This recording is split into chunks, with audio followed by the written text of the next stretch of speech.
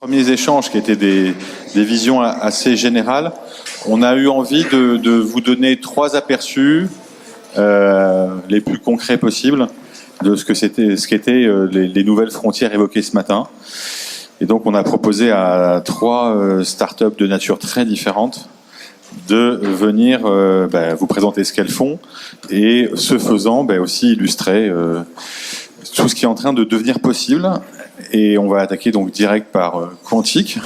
Enchanté, donc moi c'est Alain Abra, je suis donc CEO et cofondateur d'une société qui s'appelle Quantique Healthcare. J'ai vu que j'avais même le droit à une télécommande. Avant tout, je vais juste vous montrer quelque chose. À chaque fois que je pitch, finalement, je commence par montrer quelque chose que je ne fais pas. Voilà. C'est-à-dire ça.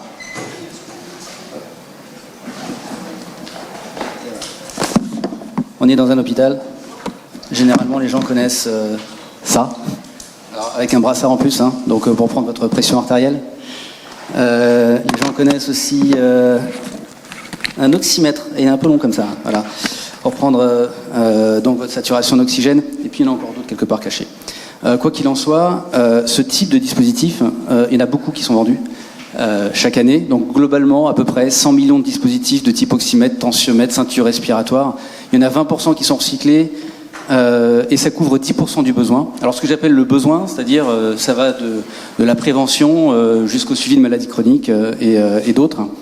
Donc il en faudrait globalement 1 milliard donc, de dispositifs hardware supplémentaires chaque année, à chaque fois, pour aider tout le monde.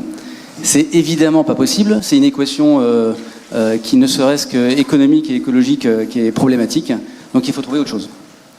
Donc c'est là où on a une approche un peu différente, donc on fait pas du dessin, voilà, mais globalement on a une solution software qu'on va installer sur le téléphone que vous avez déjà dans la poche, et où on va analyser votre visage pour en déduire vos constantes physiologiques.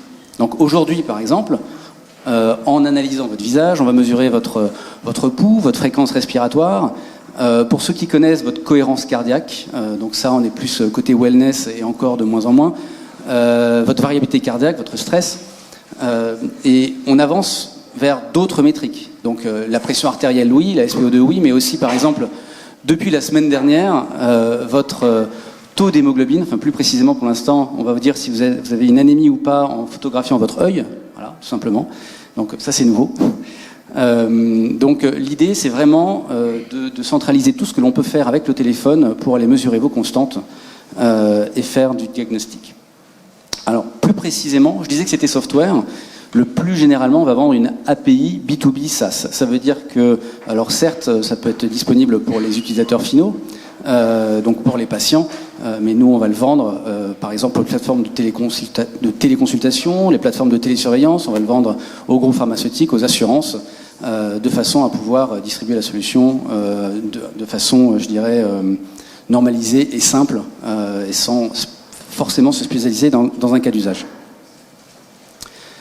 Alors pour ceux qui voudraient savoir comment ça marche, parce que ça semble magique comme ça, mais c'est vrai que ça l'est pas, derrière il y a de la physique, il y a des choses qui se passent. Donc je vous explique juste rapidement comment fonctionne un oxymètre, mais je pense qu'il y en a beaucoup qui savent déjà. Mais on va faire rapide.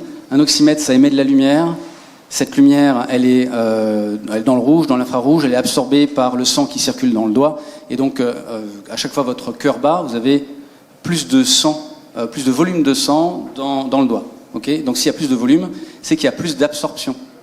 Et donc l'oxymètre, qu'est-ce qu'il fait ? Il va regarder cette absorption, il a un capteur, et il va regarder les changements de couleur de peau, et donc à un moment donné, ça va faire un signal. Ce signal, on l'appelle PPG, ou photoplethysmographie. Et donc, rien qu'en regardant ce signal, je peux voir un rythme cardiaque. Chaque pic, c'est un rythme cardiaque. Si je regarde des ratios de fréquence, un peu le ratio entre la hauteur, la largeur des vagues, etc., je peux voir la SpO2. Et puis, si je regarde les harmoniques, c'est-à-dire les vagues dans les vagues, avec de l'intelligence artificielle, je vais pouvoir aller regarder la pression artérielle, etc., etc. Donc ça, c'est ce que je pourrais faire, c'est ce que je peux faire avec un oxymètre. Nous, on va faire la même chose, mais on va regarder les changements de couleur de peau de votre visage. Parce que, évidemment, c'est pareil, hein, les capillaires qui sont sous la peau, le cœur bat, plus de volume, changement de couleur. Alors évidemment, vous voyez pas les changements de couleur, hein, mais la caméra à 30 images secondes, elle les voit, ces changements de couleur. Ce qui fait qu'on va pouvoir voir exactement le même signal, Est-ce que je peux faire avec un oxymètre? Eh bien, je peux le faire avec une caméra tout à fait standard, un smartphone que vous avez dans la poche. Donc ça, c'est simplement pour vous montrer comment ça fonctionne. Et il se trouve qu'on a montré que ça fonctionnait. C'est-à-dire qu'on a fait une étude clinique, donc avec le Digital Medical Hub, on a fait une étude médico-économique, et on a montré qu'effectivement, par exemple pour le rythme cardiaque, on a une précision à 3,1 BPM en écart type, sachant que la norme ISO elle dit que ça doit être 5, donc c'est bien, on est plus bas. Et donc on a montré qu'on était précis, on a montré qu'on était robuste, et on a montré que c'était utile. Donc, je vous donne un exemple aux urgences. Lors du tri aux urgences, on fait gagner en moyenne 21% du temps avec 2 métriques prises de cette façon-là, c'est-à-dire avec le rythme cardiaque et la fréquence respiratoire. Et l'étude a été sélectionnée par l'ESC, donc on est content, donc c'est-à-dire la Société européenne de cardiologie qui a fait le plus grand salon du monde de cardiologie, justement pour qu'on puisse être montré aux Pays-Bas cet été. Donc on est content. Maintenant, pourquoi je montre cette slide? Alors, la lire, ça ne sert à pas grand-chose, à part du fait de simplement montrer que ça a une utilité. C'est-à-dire que même si on n'avait que le pouls, on peut en faire quelque chose. La respiration, on peut faire quelque chose. C'est simplement pour montrer qu'est-ce qu'on a l'habitude de regarder avec telle ou telle constante, et ce ne sont évidemment que des exemples. Alors, juste, comme ça me permettra d'être très rapide. Je termine simplement sur ce qu'on a finalement. La vision, c'est tout ce qu'on peut faire avec le téléphone pour aider à la santé de chacun. On y va. On a un premier, je dirais, produit qui s'appelle Cobox. Cobox, c'est vous prenez le téléphone, vous regardez, on analyse, on vous donne un rapport, on vous explique tout ça, on historise s'il le faut. On a une autre solution qui paraît, qui est un peu très très différente en réalité, qui s'appelle Zenbox. En fait, c'est bien de mesurer le stress de quelqu'un, mais en réalité, ça ne sert à pas grand-chose si on n'essaye pas d'améliorer son stress. Et donc notamment, il y a des outils que beaucoup connaissent aujourd'hui, comme la cohérence cardiaque. Nous, ce qu'on va faire, c'est on va utiliser le biofeedback. On va faire du biofeedback. Vous allez vous regarder. Vous avez des billes au milieu de l'écran, par exemple, qui vont se centrer si vous arrivez à vous concentrer ou si vous arrivez à bien respirer comme on vous le demande. Et à la fin, on va vous donner, eh bien, effectivement, quelle est votre cohérence cardiaque. Donc globalement, ça devient un jeu ludique où à la fois on vous dit si vous respirez bien, à la fois on vous dit si vous avez effectivement amélioré votre cohérence cardiaque, et puis on en profite pour prendre vos constantes vitales, tant qu'à faire. Et puis un troisième, finalement toujours dans la même idée où il faut vraiment aider autant que l'on peut. On n'est pas les seuls à faire ça, mais c'est important je vous expliquer pourquoi est-ce qu'on le fait. Globalement, on va aller écouter si le patient est d'accord et si le médecin est d'accord, une consultation ou une téléconsultation, de façon à en faire un rapport structuré. Donc ce qui fait qu'on va savoir que ça ait duré 5 minutes ou 1 heure, eh bien pourquoi le patient il est venu, c'est quoi ses symptômes, c'est quoi son historique, quel médicament il prend, quel médicament il doit prendre. On va en faire un rapport à la fois pour le patient et à la fois pour le médecin. Alors pourquoi c'est intéressant pour nous? Alors déjà, il y a une utilité en soi. Il se trouve que ça vient de quelque chose qu'on utilisait en interne pour structurer nos propres rapports à nous. Mais c'est parce qu'on va en profiter pour écouter la voix. Et il se trouve que la prochaine étape pour nous, c'est de faire du diagnostic à partir de la voix aussi, et pas qu'à partir de l'image. D'où ce produit pour nous. Et c'est tout. Je voulais simplement terminer par ça, parce qu'en fait, on a un beau produit, on a beaucoup avancé, on est une start-up qui existe depuis 2020, et elle existe parce qu'on est bien accompagné et on a une super équipe. Voilà. Donc je voulais vous montrer l'équipe, la voici, et je vous remercie de m'avoir écouté. C'est tout.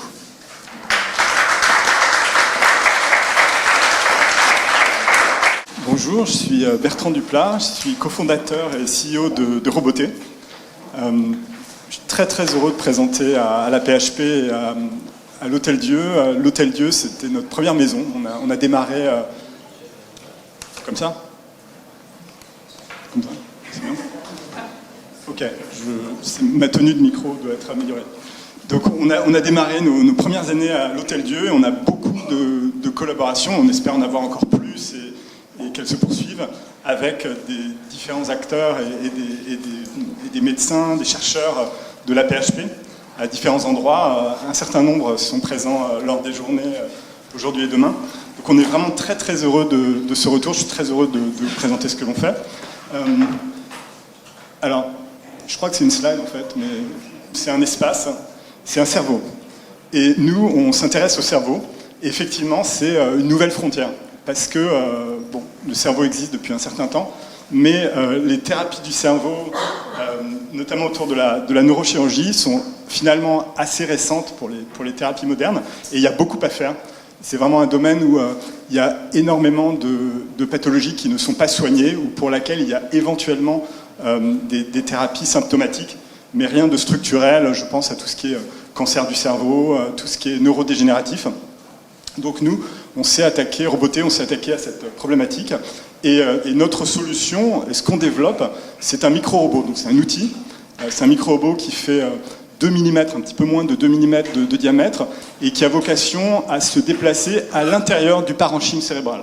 Donc ce n'est pas un robot qui se déplacera dans le système vasculaire, c'est un robot qui se déplace vraiment dans la matrice extracellulaire du parenchyme cérébral, là où sont les neurones et les cellules pathologiques des maladies dont j'ai parlé. Et on l'a développé un peu dans l'esprit d'une fusée pour envoyer des satellites dans l'espace, avec le porteur, le carrier, la fusée Ariane, il y en a d'autres maintenant, et derrière le satellite, les extensions, qui sont des extensions de diagnostic, sont des extensions thérapeutiques, donc des micro-implants, des électrodes, des systèmes de délivrance de médicaments locaux, qui vont être ajoutés, qui vont être développés par des partenaires, par des laboratoires, par des startups, par des medtech ou des pharma.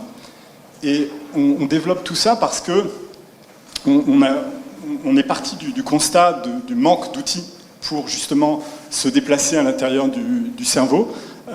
Et on a regardé en fait quelles étaient les limites aujourd'hui des différentes thérapies. Donc typiquement, lorsque on traite un patient de manière médicamenteuse, le systémique ne fonctionne pas très bien. Je pense que tout le monde le sait ici. Il y a la fameuse barrière hémato-encéphalique qui bloque l'accès des grosses molécules et des médicaments au cerveau, avec des risques de grande toxicité pour le reste du corps. D'autre part, en neurochirurgie, au mieux, on a des outils qui se déplacent entre les mains des neurochirurgiens, qui se déplacent en ligne droite, donc des aiguilles neurochirurgicales, des électrodes, des cathéters. Et la ligne droite a ses limites, bien sûr. Difficile d'aller à plusieurs endroits pour intervenir. Il faut faire très attention aussi lorsqu'on se déplace à ne pas toucher le système vasculaire. Il y a beaucoup de limites qui ne se prêtent pas très bien à un usage vraiment efficace dans le cerveau. Et puis enfin, il y a une approche vasculaire, mais celle-là est beaucoup plus centrée sur les problèmes de type AVC, les accidents justement vasculaires, puisque eh bien, on se déplace uniquement dans les veines, dans les artères, et que l'on est du mauvais côté de la barrière hémato-encéphalique dont je parlais tout à l'heure. Donc nous, on a décidé de développer ce micro-robot, que vous voyez ici très petit dans un schéma avec un fil. C'est un robot filaire qui nous permet en fait de nous affranchir de gros systèmes extérieurs aux patients, de grosses bobines en général, pour mettre en mouvement un micro-robot qui serait une sonde passive, souvent un aimant dans la recherche. Et donc ça nous permet d'avoir un système qui est autonome, qui se déplace dans le cerveau donc en 3D, qui, puisqu'il a un fil, on peut amener de l'énergie à l'intérieur du micro-robot, on peut associer facilement des capteurs au micro-robot. Et donc on peut récupérer de la donnée qui est extrêmement précieuse à l'intérieur du cerveau pour informer sur l'état du patient, pour informer sur l'avancée d'une thérapie, pour informer aussi la science et la médecine en général sur ce qui se passe à l'intérieur du cerveau. Et puis on a ce cap, donc cette station orbitale en quelque sorte, qui est sur la tête du patient, par lequel on fait l'insertion, l'extraction du micro-robot qui recule pour revenir dans ce cap, et avec lequel on communique avec le robot, et avec lequel on fait le tracking, parce qu'on a développé le micro-robot et le GPS qui permet de connaître en temps réel où se situe le micro-robot dans le cerveau du patient. Donc on a développé tout ça pour pouvoir se déplacer en 3D dans le cerveau du patient, donc dépasser cette problématique de la ligne droite qui est extrêmement contraignante, donc suivre des courbes en 2D, des courbes en 3D. On a développé notre système sous cette forme également pour pouvoir rajouter facilement des capteurs et donc récupérer de la donnée qui en plus va être géolocalisée, qui va être très précieuse pour alimenter les intelligences artificielles dont nous entendions parler tout à l'heure.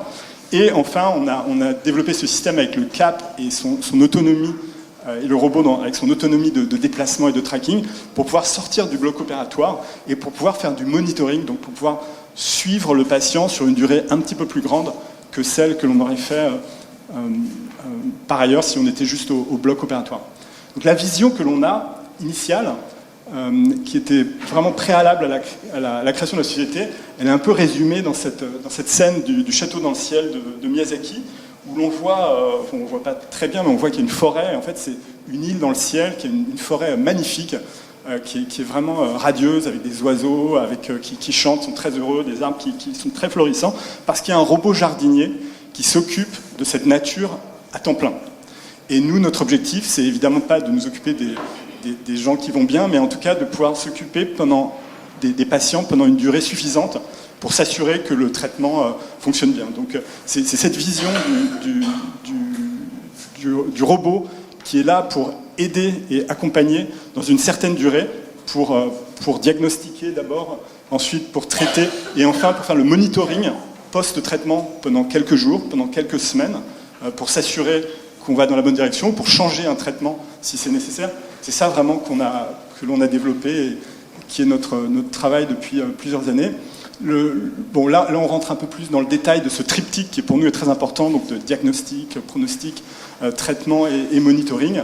Mais typiquement sur du tumoral, par exemple, donc sur les cancers du cerveau, la première étape avec le micro-robot, c'est d'aller prendre des mesures à différents points d'une tumeur. Les tumeurs sont très hétérogènes, pour aller récupérer du matériel moléculaire, du matériel cellulaire et identifier les mutations de la tumeur, identifier les méthylations, utiliser cette information pour choisir ou développer le meilleur traitement adapté au patient et ensuite, avec le micro-robot, aller le délivrer en 3D, donc pouvoir délivrer un traitement en plusieurs points de sorte que l'on puisse entourer toute la tumeur et toute la zone péritumorale qui doit être traitée, et ce qui est très difficile à faire, voire impossible à faire en ligne droite avec des cathéters ponctuels qui n'arrivent pas à diffuser suffisamment les médicaments. Et enfin, la dernière étape, c'est de pouvoir surveiller, donc de pouvoir faire ce monitoring dont je parlais, pour le cas échéant, modifier le traitement du patient à temps, puisqu'aujourd'hui, il faut attendre 3 mois typiquement pour faire une biopsie, voir si le traitement fonctionne bien, l'état général du patient, l'imagerie ne permettant pas de faire ce suivi de façon très efficace. Alors, ça fonctionne. Je vais vous dire exactement où on en est. Ici, vous allez voir les premiers déplacements dans des hydrogels qui ont la consistance du cerveau, la rhéologie du cerveau, où ici, on se déplace en suivant une courbe. Donc le robot va tourner.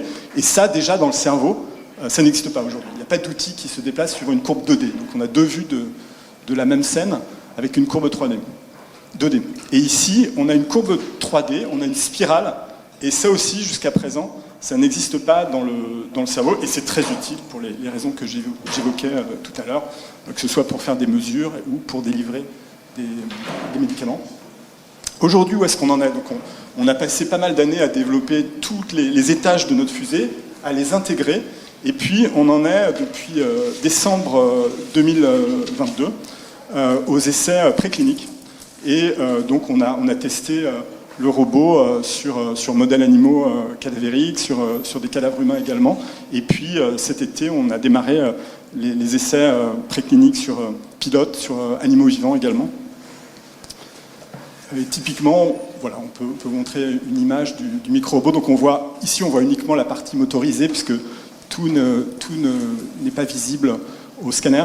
Le micro-robot qui se déplace dans le cerveau, qui fait un aller-retour. Voilà, donc c'est des étapes vraiment importantes pour nous. Et tout ça, on le développe en vue d'essais cliniques pour 2025. Donc notre cible, c'est de poursuivre sur les essais précliniques pendant toute cette année, un peu au début de l'année 2024 également, et puis de passer ensuite dans les first in human pour 2025. Et donc, dans ce cadre-là, évidemment, on travaille aussi sur des collaborations avec des laboratoires, certains d'ailleurs de la PHP, mais on aimerait étendre même au sein de la PHP pour se choisir les bonnes indications, également les bons médicaments à délivrer de manière locale. on est très ouvert aux discussions et aux potentielles collaborations qui pourront en découler. Voilà, merci beaucoup. Et puis... Merci infiniment Bertrand. Je pense que c'est un... On a fait le choix d'essayer comme ça de vous donner des aperçus. Dans les transformations, il y a une capacité à prendre des mesures, prendre des biomarqueurs dans des configurations infiniment plus simples, ce que vous faites côté quantique. Il y a être capable d'aller délivrer des médicaments dans des conditions qui étaient impensables jusqu'ici, avec un micro-robot filaire absolument dingue et ce très beau projet de réussir à le faire. Au passage, parfois on se demande si on est encore dans la course ou pas dans la course. En fait, le but du jeu aussi, c'est de vous montrer que il n'y a pas de sujet. En fait, on est clairement, je pense collectivement, parce que c'est pas collectivement, toujours en train d'essayer de repousser la ligne avec une vraie question qui est comment on va au bout, ce qui est évidemment toujours plus difficile. Troisième aperçu, alors c'est différent, c'est plus au début, mais c'est assez chouette aussi. Paul. Merci Nicolas. Alors, bonjour à tous et merci pour l'invitation. En effet, on est un peu plus jeune. Donc je me présente, Paul Errand, je suis radiologue de formation et je vais vous présenter notre projet Radium. Donc le projet de Radium consiste à développer une nouvelle génération d'intelligence artificielle pour la radiologie avec ce qu'on appelle un foundation model. Donc la radiologie, déjà un petit peu d'éléments de contexte, c'est pas un sujet nouveau, l'IA pour nous, radiologues. Ça fait déjà 5 ans qu'on a des solutions. Elles sont pas forcément très adoptées, mais elles sont nombreuses. Il y a plus de 500 solutions validées par la FDA actuellement. Donc une première génération est apparue. Je pense pas que c'est la dernière. Et nous, on veut vous montrer peut-être la suite. La suite, vous en avez entendu parler avec d'autres applications, on va dire, que vous utilisez peut-être. GPT, Generally Pre-trained, Generative AI, tous les mots que je mentionne rapidement dans cette slide, c'est en gros la nouvelle génération qui arrive. Il y a quelque chose de commun, c'est que ce sont des algorithmes qui apprennent tout seuls pour faire plein de choses. Donc si vous utilisez ChatGPT, vous avez pu vous en rendre compte, il peut vous raconter des blagues, vous dire où est le restaurant le plus sympa à côté de chez vous, ou vous faire un résumé de texte, ou encore passer le barreau s'il veut être avocat.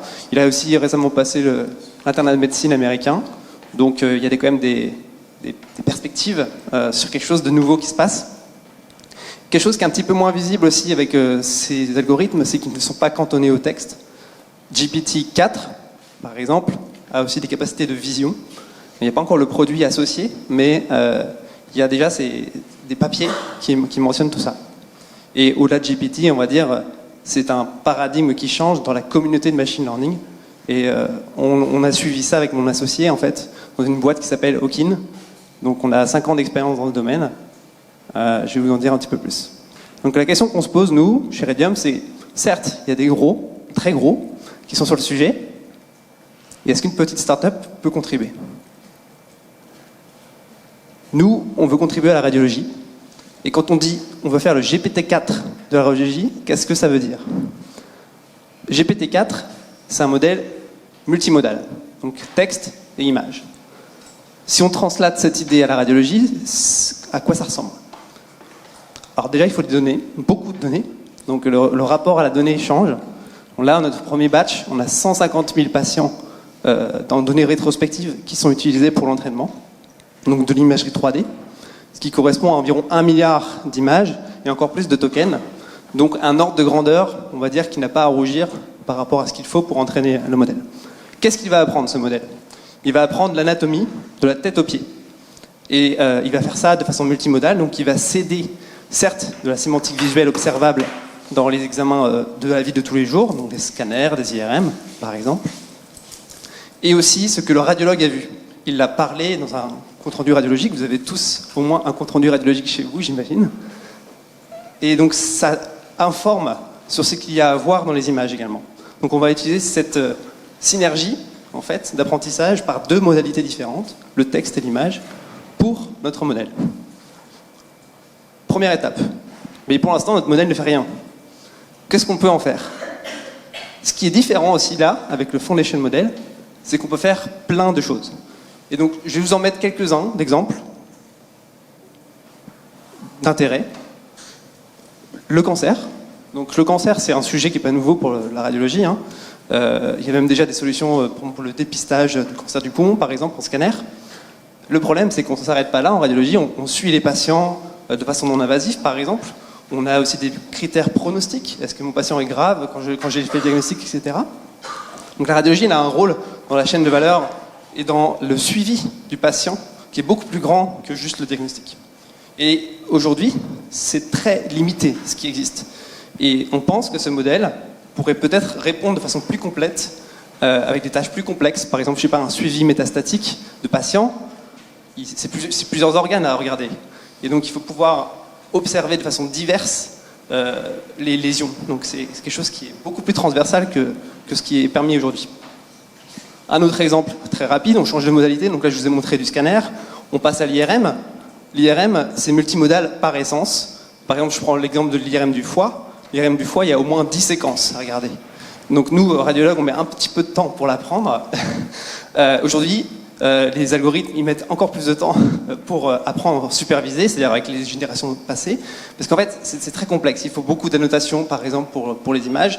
Donc on pense qu'on peut apporter une simplification des entraînements des algorithmes par cette solution. Donc une des solutions, par exemple, c'est dans la NASH, la pathologie liée au foie gras, qui est en train de dépasser les causes d'alcool, dans les causes de cirrhose. On pourrait faire ce qu'on appelle des biopsies virtuelles, donc c'est pouvoir limiter l'apport d'examens invasifs pour des pathologies, donc soit au diagnostic, soit au suivi. Je vais vous faire un dernier exemple rapide.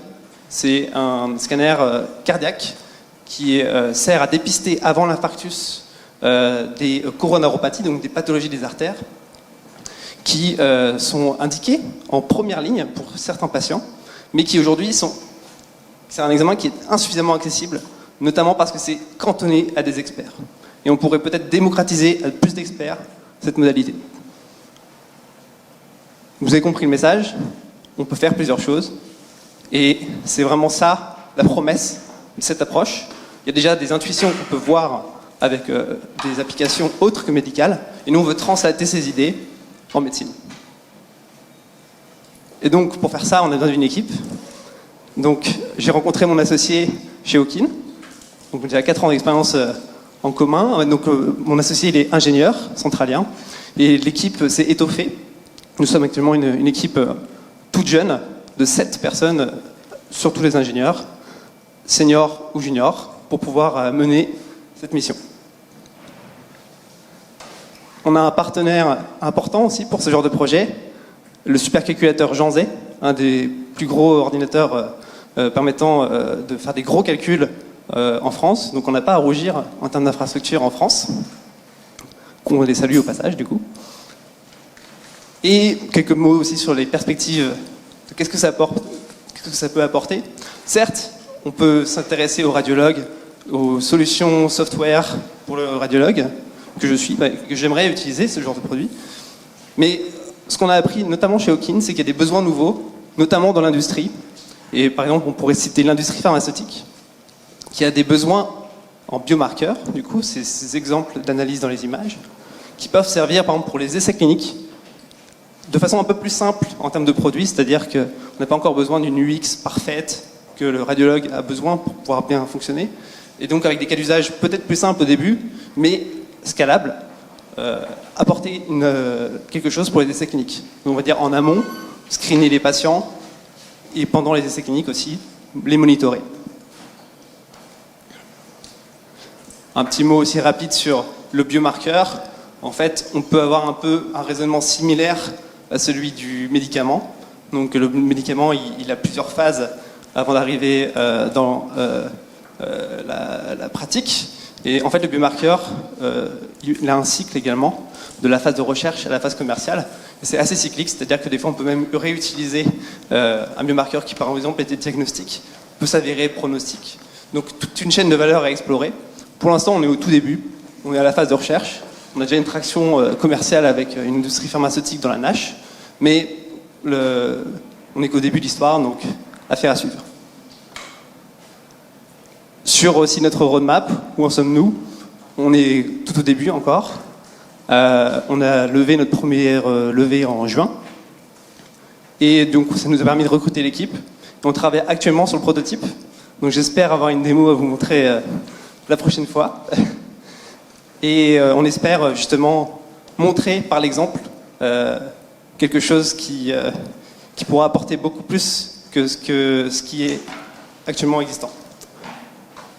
Et je pense que j'ai fini. Voilà. Je vous remercie.